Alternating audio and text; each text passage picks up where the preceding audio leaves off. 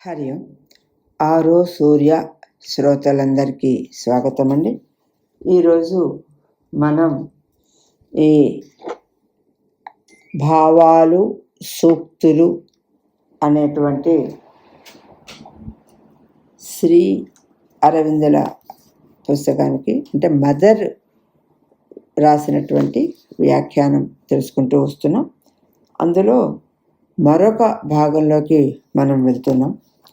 ఇప్పటిదాకా మనం 4 భాగాల్లో తెలుసుకున్నాము. జ్ఞానము, వివేకము అంటే ఏమిటో తెలుసుకున్నాం. అలాగే ప్రేరణ అంటే ఎటువంటిది, అసలు ఎక్కడి నుంచి వస్తుంది అనేది తెలుసుకున్నాం.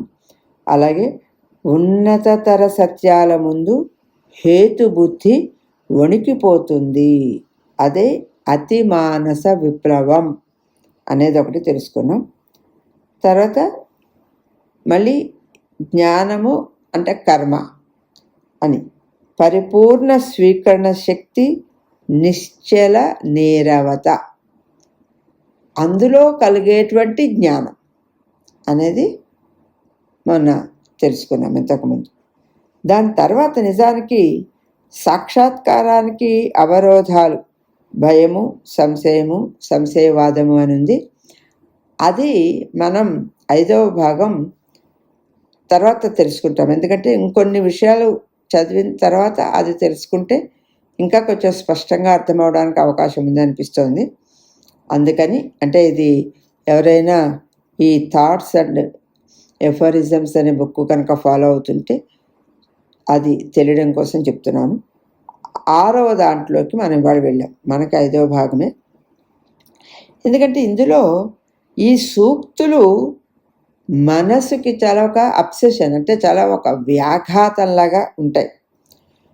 హేతుబుద్ధి యొక్క పాత్ర ఏమిటి, హేతుబుద్ధిని నిషేధించటం, దూరం చేయడం వల్ల కలిగేటువంటి ప్రమాదము, అసలు యథార్థమైన వివేకము ఏమిటి. మనం మామూలుగా మొట్టమొదటి భాగంలోనే తెలుసుకున్నాం. వివేకం అంటే అసలు పైనుంచి వచ్చేదే వివేకము అని. అది మానసమనండి, ఏదైనా అది లోపల నుంచి కలగాలి, పైనుంచి రావాలి అని. బయట వాటి నుంచి బయట మనం తెలుసుకునేదంతా జ్ఞానము అని తెలుసుకున్నాం. ఈరోజు ఇంకొంచెం లోతుగా మనం దాన్ని అర్థం చేసుకునే ప్రయత్నం చేస్తున్నాం. మనసుకు కొంచెం కుదుపు ఇవ్వడం కోసం, దాన్ని మేలుకొని అర్థం చేసుకోవడానికి చాలినంత కృషి చేయడానికి వీలుగా ఈ సూక్తులను కావాలనే సంక్లిష్టంగా చేశారు అని వీటి రూపాన్ని గురించి మరొకసారి చెప్తున్నాను అంటున్నారు అమ్మ. మనం తెలుసుకోవాల్సిన విషయమే, కొంచెం లోతుగా వెళ్ళాలి కనుక ఇది కఠినంగానే ఉంటుంది, అర్థం చేసుకోవడానికి ప్రయత్నం చేయాలి మనము అంటున్నారు. పైగా ఈ సూక్తిని అక్షరాలా తీసుకోకూడదు అని, అంటే అందులో వివేకవంతుడు అవ్వడానికి హేతుబుద్ధి అదృశ్యమవ్వాలి అనేటువంటి భావనతో కొంతమంది దిగులు పడతారు. అలా కాదు, అలా ఎంత మాత్రము కాదు. అంటే ఈ హేతుబుద్ధిని కూడా వదిలిపెడితేనే మనకి వివేకం కలుగుతుంది అని ఒక దిగులుగా ఉంటారు. అది నిజము కాదు అని చెప్తున్నారు ఇక్కడ. అంటే ఎందుకంటే హేతుబుద్ధి అదేమి పూర్తిగా యజమానేం కాదు మనకి, మొత్తం మన మనసుకి దానికి.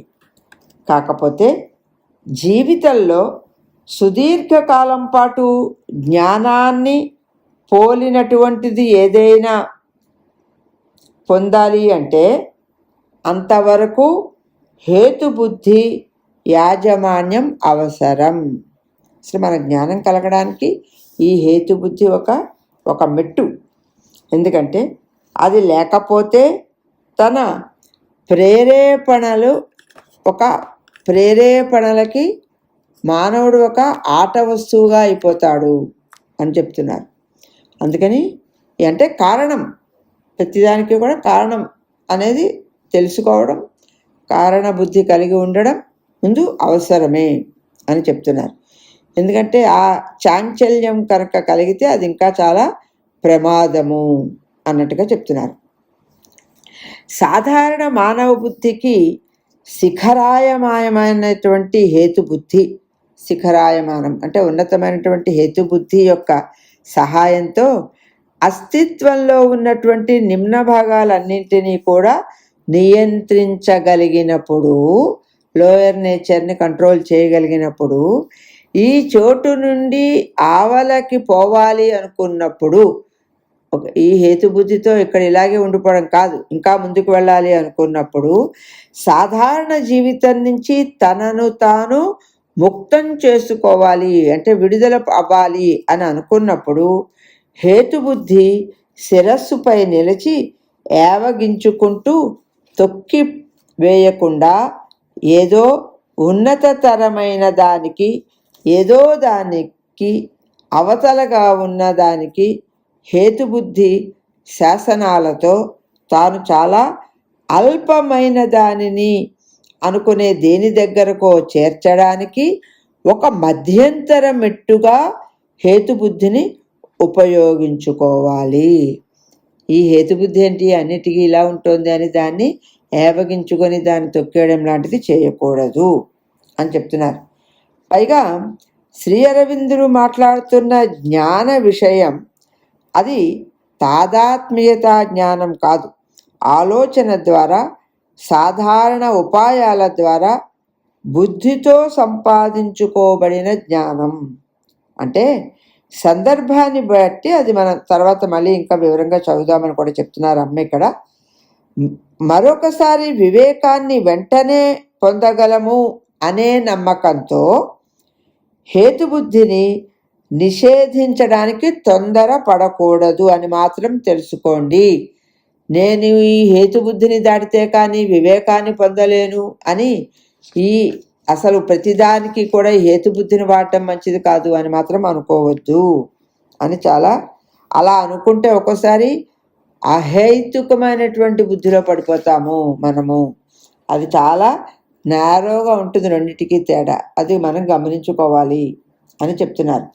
తమ రచనలలో ప్రత్యేకించి యోగ సమన్వయం అనే గ్రంథంలో కఠిన ఆత్మనియంత్రణ లేకుండా సాధన చేయగలము అని నమ్మేటువంటి వారి ఊహాపోహాలకు వ్యతిరేకంగా సకల విధాలైన ప్రేరణలకు తల ఒగ్గే వారికి సాధారణమైన కట్టుబాట్ల సంప్రదాయాల నుంచి, సాధారణ హేతుబుద్ధి నుంచి ముక్తమయ్యాము అంటే విడిపడ్డాము అనేటువంటి సాకు కింద అణచివేయబడిన అంటే రహస్యంగా ఉన్నటువంటి కనుక జరిగితే ఆ లోపల రహస్యంగా ఉన్న కోరికలన్నీ బయటపడి వారిని సమతుల్యత అంటే హార్మనీ కోల్పోయే స్థితిలో పడవేసే ప్రమాదం ఉంటుంది అని శ్రీ అరవిందులు చాలాసార్లు మనకి చెప్తూనే ఉన్నారు అని చెప్తున్నారు.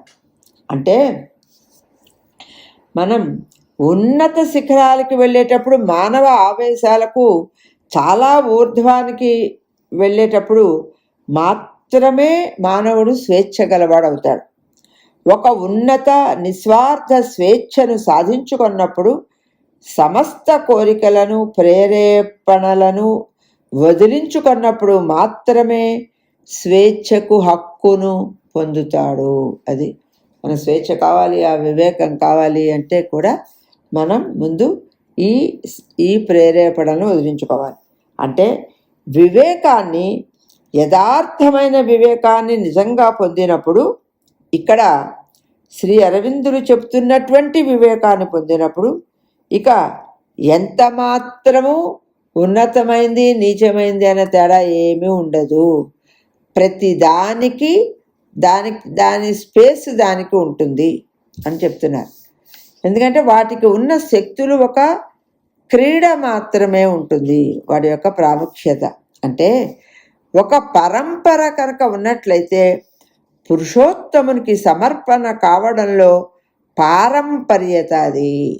అదే మనలో ఒక ఆలోచనలో ఒక పారంపర్యం తెచ్చుకుంటే అది పురుషోత్తముడి దగ్గరికి తీసుకెళ్తున్న పారంపర్యం అంటే పారవస్యత తప్ప పారంపర్యంత, అది పారంపర్యం అంతే తప్ప అది మనకి లోయర్ నేచర్ నుంచి వచ్చినటువంటిది కాదు.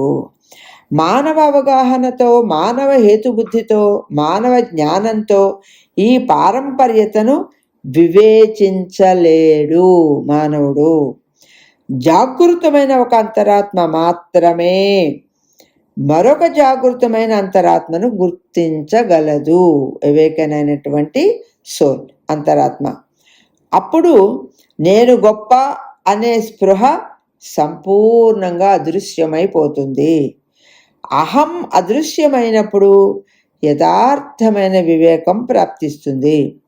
ఎటువంటి వ్యక్తిగత ఉద్దేశము లేకుండా, లాభాపేక్ష ఏమాత్రము లేకుండా పురుషోత్తమునికి నిన్ను నీవు సంపూర్ణంగా లేకుండా చేసుకొని, అంటే నువ్వంటూ ఏదో ఉన్నావు అనేటువంటిది కూడా వదిలేసుకొని అర్పించుకోవడానికి సంసిద్ధుడు అయినప్పుడు మాత్రమే ముందుకు వెళ్తామంటే ఎలాగండి? మరో విధంగా చేయలేవు కనుక, అంటే నేను ఇప్పుడు ఇలా సమర్పించడం తప్ప నాకు ఇంకో దారి లేదు అని అనుకుని సమర్పిస్తావు కనుక, నిన్ను నువ్వే ఇచ్చేస్తున్నప్పుడు ఇంకా దారిలే ఉంటాయండి. కనుక అప్పుడు అహం అదృశ్యం అవుతుంది అని. ఇవన్నీ కూడా రకరకాల ఉదాహరణతో చెప్తూ ఉన్నారండి మనకి. మన మానవ మేధస్సు మేధ ఏ విషయాలని ఎలా అవగాహన చేసుకుంటుందో అనే ఉద్దేశంలో మనకి ఈ విషయాలని వివరించి చెప్పడం జరుగుతుంది. అందుకని దీనివల్ల ఏమిటి ఓకే అనేది ఆలోచించటం వల్ల తప్పులేదు. ఓకే, కారణం తెలుసుకోవడం వల్ల తప్పులేదు. కాకపోతే విశ్వాసం కలగాలి. అది పెరుగుతున్న కొద్దీ ఇక మనం నెమ్మదిగా ఈ హేతుబుద్ధిని అధిగమించినట్టుగా మనం అర్థం చేసుకోవచ్చు. అంటే హేతుబుద్ధిని ఉంచుకొని దాని నుంచి పరిపక్వత పొందుతూ పైకి వెళ్తేనే మనం వివేకాన్ని పొందగలుగుతాం. అలాగే ధర్మాన్ని భగ్నం చేసే వ్యక్తి ధర్మానికి అతీతుడే పైన ఉండాలి. సంప్రదాయాన్ని అలక్ష్యం చేసే వ్యక్తి సంప్రదాయాలకు అతీతుడై ఉండాలి. సమస్త విషయాలను తృణీకరించే వ్యక్తి సమస్త విషయాలకు అతీతుడై ఉండాలి. అదీగాక ఈ విమోచనం అంటే ఈ వదిలేయడం ఉద్దేశం వ్యక్తిగతమైనది, అహంకారమైనది, ఒక అత్యాశను సంతృప్తిపరచాలి అనే కోరిక కాదు. అతని మూర్తిత్వాన్ని ఉన్నత స్థితికి చేరుకొన్నాను అనే అనుభూతితో అతిశయింపచేసేది కాదు. ఇతరులను తృణీకరించటం వల్ల వచ్చింది కూడా కాదు.